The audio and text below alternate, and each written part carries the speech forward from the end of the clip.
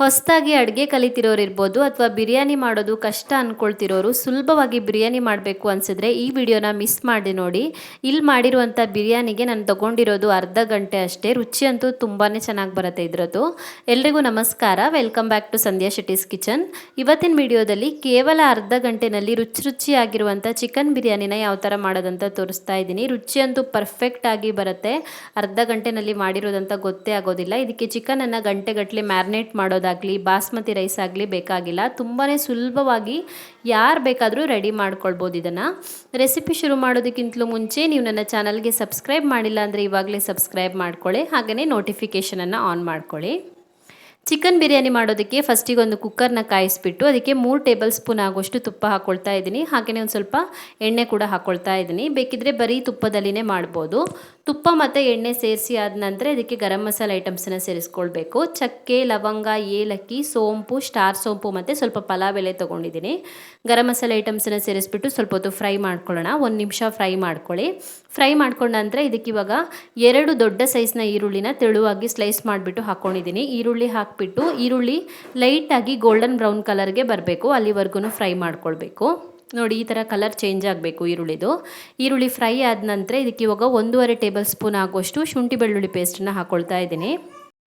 ಹಾಗೆಯೇ ಒಂದು ಅರ್ಧ ಮುಷ್ಟಿ ಆಗೋಷ್ಟು ಕಸೂರಿ ಮೇಥಿನ ಹಾಕ್ಕೊಳ್ಬೇಕು. 4 ರಿಂದ 5 ಹಸಿಮೆಣಸಿನ್ಕಾಯಿ ಹಾಕ್ಕೊಳ್ಬೇಕು. ಕಡಿಮೆ ಖಾರ ಇರುವಂಥ ಹಸಿಮೆಣಸಿನ್ಕಾಯಿ ಇದು ಇಡಿಯಾಗಿ ಹಾಕ್ಕೊಂಡಿದ್ದೀನಿ. ಸ್ವಲ್ಪ ಹೊತ್ತು ಫ್ರೈ ಮಾಡ್ಕೊಳ್ಳೋಣ. ಇದನ್ನು ಫ್ರೈ ಮಾಡ್ಕೊಂಡ ನಂತರ ಇದಕ್ಕೆ ಇವಾಗ ಅರ್ಧ kg ಆಗೋಷ್ಟು ಚಿಕನ್ ಹಾಕ್ಕೊಳ್ತಾ ಇದ್ದೀನಿ. ಸೊ ಅರ್ಧ kg ಬಿರಿಯಾನಿ, ಅರ್ಧ kg ಚಿಕನ್ ಮತ್ತು ಅರ್ಧ kg ರೈಸ್ ಬೇಕಾಗುತ್ತೆ. ಚಿಕನನ್ನು ಸೇರಿಸ್ಬಿಟ್ಟು ಒಂದ್ಸಲ ಚೆನ್ನಾಗಿ ಮಿಕ್ಸ್ ಮಾಡ್ಕೊಳ್ಳಿ ಈರುಳ್ಳಿ ಮತ್ತು ಎಣ್ಣೆ ಜೊತೆಗೆ ಚಿಕನನ್ನು. ಇವಾಗ ಇದನ್ನು ಒಂದು 2 ನಿಮಿಷದವರೆಗೂ ಓಪನಲ್ಲಿ ಇಟ್ಬಿಟ್ಟೆ ಫ್ರೈ ಮಾಡ್ಕೊಳ್ಬೇಕು. ಸೊ ಚಿಕನನ್ನು ಫ್ರೈ ಮಾಡ್ಕೊಂಡ ನಂತರ ರುಚಿಗೆ ತಕ್ಕಷ್ಟು ಉಪ್ಪನ್ನು ಹಾಕ್ಕೊಳ್ಬೇಕು. ಇವಾಗ ಮಸಾಲೆ ಐಟಮ್ಸನ್ನು ಹಾಕ್ಕೊಳ್ಳೋಣ. ಫಸ್ಟಿಗೆ 1/4 ಚಮಚ ಆಗೋಷ್ಟು ಅರಿಶಿನದ ಪುಡಿ ಹಾಕ್ಕೊಳ್ಬೇಕು, 1/4 ಟೇಬಲ್ ಸ್ಪೂನ್ ಆಗೋಷ್ಟು. 1 ಟೇಬಲ್ ಸ್ಪೂನ್ ಆಗೋಷ್ಟು ಧನಿಯಾ ಪುಡಿ, 1.5 ಟೇಬಲ್ ಸ್ಪೂನ್ ಆಗೋಷ್ಟು ಖಾರದ ಪುಡಿ ಹಾಕ್ಕೊಳ್ತಾ ಇದ್ದೀನಿ. ಖಾರ ಸ್ವಲ್ಪ ಜಾಸ್ತಿ ಬೇಕು ಅನಿಸಿದ್ರೆ ಇನ್ನೊಂದು ಅರ್ಧ ಚಮಚ ಹಾಕ್ಕೊಳ್ಬೋದು. 1 ಟೇಬಲ್ ಸ್ಪೂನ್ ಆಗೋಷ್ಟು ಗರಂ ಮಸಾಲೆ ಪುಡಿ ಹಾಕ್ಕೋಬೇಕು. ಚೆನ್ನಾಗಿ ಮಿಕ್ಸ್ ಮಾಡ್ಕೊಳ್ಳಿ ಮಸಾಲೆ ಐಟಮ್ಸನ್ನು ಸೇರಿಸ್ಬಿಟ್ಟು. ಇವಾಗ ಚಿಕನನ್ನು ಮಸಾಲೆ ಜೊತೆಗೆ ಫ್ರೈ ಮಾಡ್ಕೊಳ್ಬೇಕು. ನಾವಿಲ್ಲಿ ಮ್ಯಾರಿನೇಟ್ ಮಾಡಿಲ್ಲ. ಸೊ ಒಂದು 2 ರಿಂದ 3 ನಿಮಿಷ ಆದ್ರೂ ಚಿಕನನ್ನು ಮಸಾಲೆ ಜೊತೆಗೆ ಫ್ರೈ ಮಾಡ್ಕೊಳ್ಬೇಕು. ಊರಿನ ಮೀಡಿಯಮ್ ಫ್ಲೇಮಲ್ಲಿ ಇಟ್ಕೊಂಡು ಒಂದು 2 ರಿಂದ 3 ನಿಮಿಷದವರೆಗೂ ಇದೇ ರೀತಿಯಾಗಿ ಮಸಾಲೆ ಜೊತೆಗೆ ಫ್ರೈ ಮಾಡ್ಕೊಳ್ಳಿ ಚಿಕನನ್ನು. ಸೊ ಚಿಕನ್ ಚೆನ್ನಾಗಿ ಫ್ರೈ ಆಗಿದೆ ಮಸಾಲೆ ಜೊತೆಗೆ. ಇವಾಗ ಇದಕ್ಕೆ 1 ಟೊಮ್ಯಾಟೊ ಹಾಕ್ಕೊಳ್ತಾ ಇದ್ದೀನಿ ಕಟ್ ಮಾಡಿಬಿಟ್ಟು. ಟೊಮ್ಯಾಟೊ ಆಪ್ಷನಲ್ಲು, ಬೇಕಿದ್ದರೆ ಹಾಕೋಬೋದು, ಇಲ್ಲಾಂದರೆ ಸ್ವಲ್ಪ ನಿಂಬೆ ರಸ ಹಾಕೋಬೋದು ಹುಳಿಗೆ. 1 ಮುಷ್ಟಿ ಆಗೋಷ್ಟು ಪುದೀನ ಎಲೆಗಳನ್ನು ಹಾಕ್ಕೊಂಡಿದ್ದೀನಿ, ಸಣ್ಣಗೆ ಹೆಚ್ಚಿಬಿಟ್ಟು ಹಾಕ್ಕೊಂಡಿದ್ದೀನಿ ಪುದೀನ ಎಲೆಗಳನ್ನು. ಹಾಗೆಯೇ ಚೆನ್ನಾಗಿ ಹೆಚ್ಕೊಂಡಿರುವಂಥ ಸ್ವಲ್ಪ ಕೊತ್ತಂಬರಿ ಸೊಪ್ಪನ್ನು ಹಾಕ್ಕೊಂಡಿದ್ದೀನಿ. ಒಂದು ಸಣ್ಣ ಲೋಟದಲ್ಲಿ ಮೊಸರು ಹಾಕೋಬೇಕು. ಅಂದಾಜು ಒಂದು 100 ಗ್ರಾಮ್ ಆಗೋಷ್ಟು ಇರ್ಬೋದು ಇದು. ಸೊ ಮೊಸರನ್ನು ಸೇರಿಸ್ಬಿಟ್ಟು ಒಂದ್ಸಲ ಚೆನ್ನಾಗಿ ಮಿಕ್ಸ್ ಮಾಡ್ಕೊಳ್ಳಿ. ಇವಾಗ ಇದನ್ನು ಮುಚ್ಚಿಬಿಟ್ಟು ಬೇಯಿಸ್ಕೊಳ್ಬೇಕು. ಒಂದು 10 ನಿಮಿಷ ಆದ್ರೂ ಬೇಕಾಗ್ಬೋದು. 10 ನಿಮಿಷದವರೆಗೂ ಹೈ ಫ್ಲೇಮಲ್ಲಿನೇ ಬೇಯಿಸ್ಕೊಳ್ಳಿ.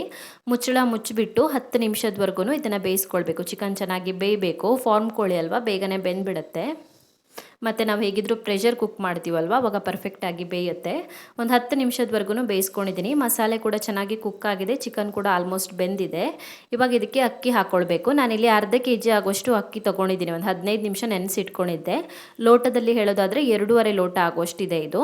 ಅಕ್ಕಿ ಸೇರಿಸ್ಬಿಟ್ಟು ಚೆನ್ನಾಗಿ ಮಿಕ್ಸ್ ಮಾಡ್ಕೊಳ್ಳಿ. ನಾನಿಲ್ಲಿ ಬುಲೆಟ್ ರೈಸ್ ತೊಗೊಂಡಿದ್ದೀನಿ.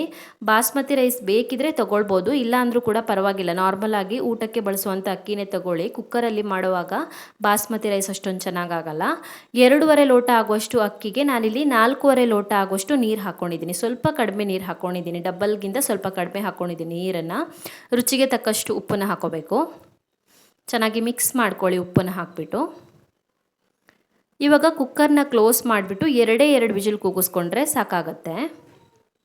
ಸೊ 2 ವಿಷಲ್ ಆಗಿಬಿಟ್ಟು ಸ್ಟೀಮೆಲ್ಲ ಹೊರಗಡೆ ಹೋಗಿ ಸ್ವಲ್ಪ ತಣ್ಣದಾದ ನಂತರ ಚೆಕ್ ಮಾಡ್ಕೊಳ್ತಾ ಇದ್ದೀನಿ. ನೋಡಿ ಎಷ್ಟು ಪರ್ಫೆಕ್ಟಾಗಿ ಬಂದಿದೆ ಅಂತ. ರೈಸ್ ಎಲ್ಲ ಉದ್ರುದ್ರಾಗಿ ಬಂದಿದೆ, ಸ್ವಲ್ಪನೂ ಅಂಟಾಗಿಲ್ಲ. ಅರ್ಧ ಗಂಟೆನಲ್ಲಿ ಮಾಡಿರೋ ಬಿರಿಯಾನಿ ಅಂತ ಗೊತ್ತೇ ಆಗೋದಿಲ್ಲ. ನಾವಿಲ್ಲಿ ಚಿಕನನ್ನು ಸ್ವಲ್ಪ ಹೊತ್ತು ಕೂಡ ಮ್ಯಾರಿನೇಟ್ ಮಾಡ್ಕೊಂಡಿಲ್ಲ, ಬಟ್ ಮಸಾಲೆ ತುಂಬಾ ಚೆನ್ನಾಗಿ ಹಿಡಿದಿರುತ್ತೆ ಚಿಕನ್ಗೆ, ತುಂಬಾ ರುಚಿಯಾಗಿ ಬರುತ್ತೆ. ಸೊ ಬಿರಿಯಾನಿ ಇವಾಗಷ್ಟೇ ಕಲಿತಾ ಇರೋರು ಇರ್ಬೋದು ಅಥವಾ ಕುಕ್ಕಿಂಗ್ ಕಲಿತಾ ಇರೋರು ಇರ್ಬೋದು, ಬಿರಿಯಾನಿ ಮಾಡೋದು ಕಷ್ಟ ಅಂದ್ಕೊಳ್ತಿರೋರು ಈ ಬಿರಿಯಾನಿನ ಒಂದ್ಸಲ ಟ್ರೈ ಮಾಡಿ, ಖಂಡಿತ ಇಷ್ಟ ಆಗುತ್ತೆ. ಅಷ್ಟೊಂದು ರುಚಿಯಾಗಿ ಬರುತ್ತೆ. ಸೊ ನೀವು ಕೂಡ ಟ್ರೈ ಮಾಡಿ, ಇದನ್ನು ಕಮೆಂಟಲ್ಲಿ ಹೇಗಿದೆ ಅಂತ ತಿಳಿಸಿ. ಇನ್ನೂ ಹೆಚ್ಚಿನ ವಿಡಿಯೋಗಳಿಗೆ ನನ್ನ ಯೂಟ್ಯೂಬ್ ಚಾನಲನ್ನು ಸಬ್ಸ್ಕ್ರೈಬ್ ಮಾಡ್ಕೊಳ್ಳೋದನ್ನು ಮರಿಬೇಡಿ.